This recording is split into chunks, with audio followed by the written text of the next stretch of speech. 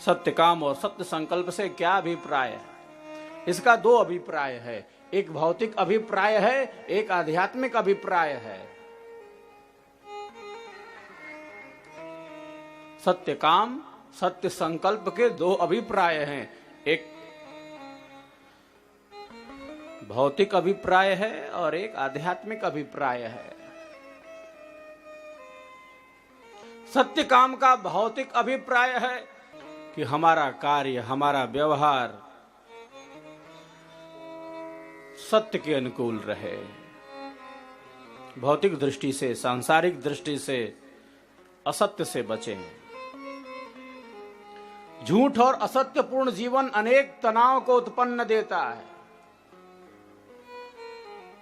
मम सद्गुरु आदेश है, सत्य करो उपदेश, भला बुरा जग मानहि, संत चले निज देश। सत्य काम का संबंध एक भौतिक रूप से है, जो हमारे कार्य को, हमारे व्यवहार को, हमारी क्रिया को, हमारे आचरण को सत्यनिष्ठ, सत्य से पूर्ण बनाने का संकेत करता है। प्रारंभ में तो यही अनिवार्य है, सत्य संकल्प भी हो, संकल्प से हम डिगे ना, संकल्प से हम हटे ना। हमारा यह जो मन है वो संकल्पों का केंद्र है।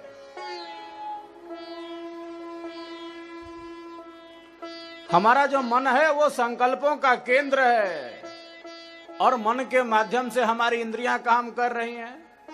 तो मन के संकल्प का श्रेष्ठ होना कितना आवश्यक है।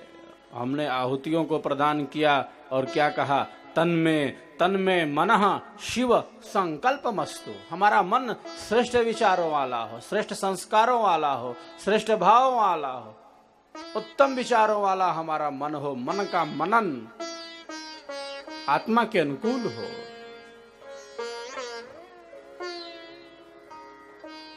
संकल्प शक्ति बड़ी शक्ति है जो मन के पास है। मनः संकल्प विकल्पात्मकम। मन संकल्पों का केंद्र है हमारा। जब भी हम किसी काम में आगे बढ़ते हैं, जब भी किसी कार्य का संपादन करते हैं, तब मन का ही तो मनन है, मन का ही तो संकल्प है।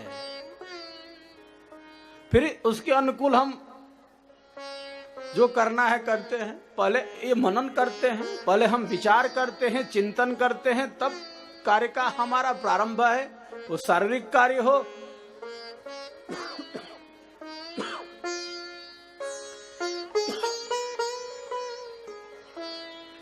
इंद्रियों का स्वामी ही मन है। देखिए, अभी हमने वाणी का प्रयोग नहीं किया। मन की शक्ति देखिए, मन कितनी शक्ति वाला है, और मन का सत्य संकल्प कितना जरूरी है। क्यों सदगुरुदेव, क्यों स्वामी जी ने लिखा सत्य काम सत्य संकल्प?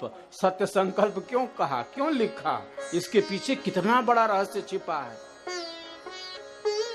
अभी हमने कहा कुछ नहीं, अभी वाणी से मौन है, अभी हमने कुछ नहीं कहा। ना हमने अच्छा बोला ना बुरा बोला, अभी तो मौन है। और अनावश्यक बोलने की अपेक्षा मौन रहना तो बहुत बढ़िया है, बहुत अच्छी बात है। मौन वाणी की प्रथम विशेषता है। खैर, अभी वाणी के दोषों में जाने की जरूरत नहीं है, वो अलग क्षेत्र है। अभी हमने वाणी का प्रयोग किया नहीं।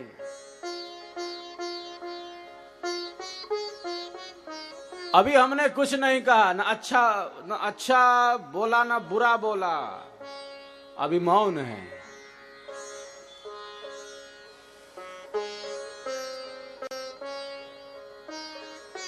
क्रिया भी शून्य है। अभी किसी प्रकार का कोई आचरण व्यवहार हमारे द्वारा संचालित नहीं हुआ है। न वाणी से कुछ कहा है इन्होंने, और न क्रिया से कुछ संभव हुआ है। क्रिया शून्य है, वाणी भी मौन है, लेकिन मन का संकल्प चल रहा है, मन का खेल चल रहा है।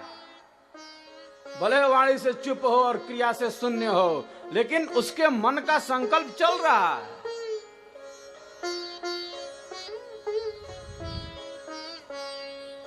जैसा भी संकल्प है, जैसा भी संकल्प है, अच्छा या बुरा, जैसा भी संकल्प है उसका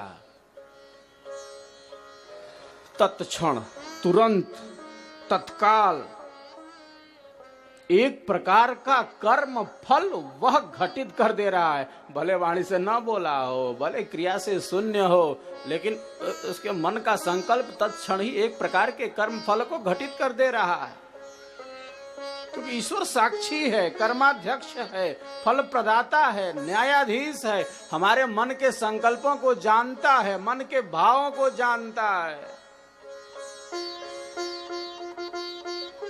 कितना संयम चाहिए, संकल्प कितना सत्य चाहिए।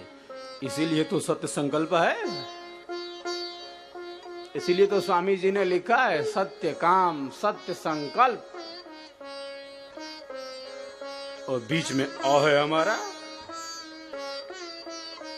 संकल्प शक्ति बड़ी शक्ति है। मनः संकल्प विकल्पात्मकम, मन की एक परिभाषा है यही। मन की अनेकों परिभाषाएं हैं। एक परिभाषा मन की क्या है कि मन संकल्पों का केंद्र है, और केवल संकल्पों का ही नहीं केंद्र है, वो विकल्पों का भी केंद्र है। यह बात है, दोनों मामला है। संकल्प विकल्प में बदल जाते हैं। एक ऐसी अवस्था भी आती है साधक के जीवन में, विहंगम योग के साधक के जीवन में एक ऐसी अवस्था आ जाती है जब वह जीवन मुक्त योगी की स्थिति में आ जाता है, जिसे कहें आप स्थित प्रज्ञ हो जाता है। प्रजहाति यदा कामान सर्वान पार्थ मनोगतान आत्मन्नेव आत्मना तुष्टः स्थित प्रज्ञस्तदुच्यते। जब स्वयं में स्थित हो जाता है तब सत्य काम और सत्य संकल्प उसका पूर्ण हो जाता है, उसका पूर्ण हो जाता है साहब। जब वह स्वयं में ही स्थित हो जाता है, जब वो आत्मा में स्थित हो जाता है, जब स्वयं का बोध कर लेता है, हाँ, स्वरूप निज चीन्ह के बंध जग तोड़ी के अपने लोक को चलो रे भाई। जब अपने स्वरूप का बोध है तब उसका सत्य काम हो गया और उसका सत्य संकल्प सिद्ध हो गया। उच्च भूमि है, जीवन मुक्त योगी की भूमि है। वर्तमान के कर्मों से जब असंग हो गया, बस प्रारब्ध के साथ चल रहा है, क्योंकि जब तक प्रारब्ध है शरीर रहेगा। वर्तमान के कर्मों में जब असंग हो गया, वह निर्लिप्त हो गया, असंग हो गया, त्याग भाव में प्रतिष्ठित हो गया, तब सत्य काम हो गया, तब सत्य संकल्प हो गया साहब। जब दुनिया में रहने की उस आध्यात्मिक विधि को जान गया, जब जल में कमल के पत्ते की भांति रहना सीख लिया, जब अपने कर्मों को योगाग्नि में नष्ट कर दिया, तब तो सत्य काम हो गया, तब तो सत्य संकल्प हो गया। इसका एक भौतिक रूप है, इसका एक आध्यात्मिक रूप है, इसका एक स्थूल रूप है, और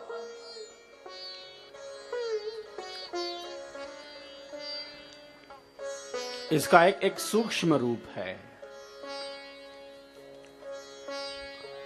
जो भी इस तरह की जिज्ञासाएं हैं, इसके दो अभिप्राय तो हो ही जाते हैं। एक भौतिक अभिप्राय होता है, एक आध्यात्मिक अभिप्राय होता है, एक लघु होता है, एक दीर्घ होता है, एक अणु होता है और एक विभु होता है। ये बड़ा खेल है साहब।